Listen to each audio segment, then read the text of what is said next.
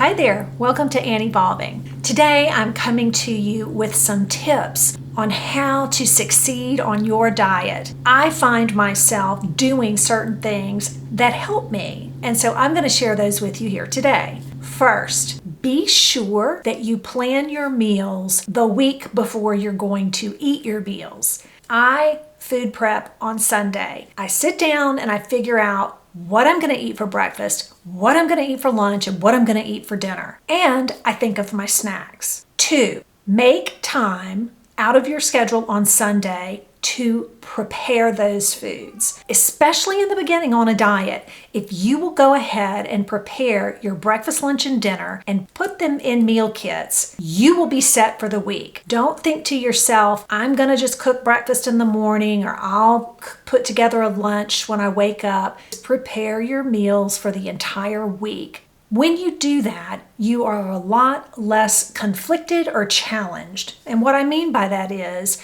when I knew I had prepped an omelet every day for the 5 days, or even 3 or 4 days at a time, whatever you're comfortable with meal prepping, I prepped for the 5 work days. And whether weekends are harder for you or work days, or you want to prep twice a week, the point is to go ahead and prep that breakfast, lunch, and dinner. When I come home from work, I am starving. I usually wake up and eat somewhere between 7 and 7:30. Then I go to work and I eat around 12:30. And so by the time I get home at 5:30, I don't want to cook. I'm hungry. Typically, that is when I would start grazing and eating and nuts and wine and what have you, or calling out for a pizza. So it's important that if you go ahead and know that you can just reach in the refrigerator and grab that meal out, that good, hearty, healthy, nutritious meal, you will be so grateful.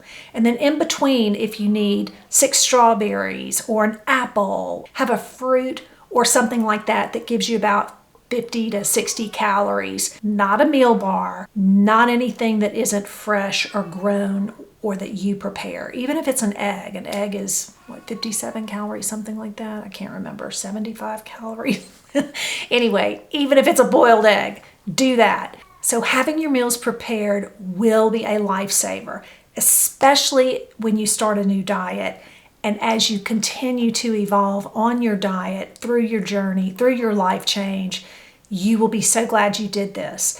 Then if you have to swing it a day, you will be a little bit better able to cope with your habit that was probably in the direction of a bad decision or a quick food decision.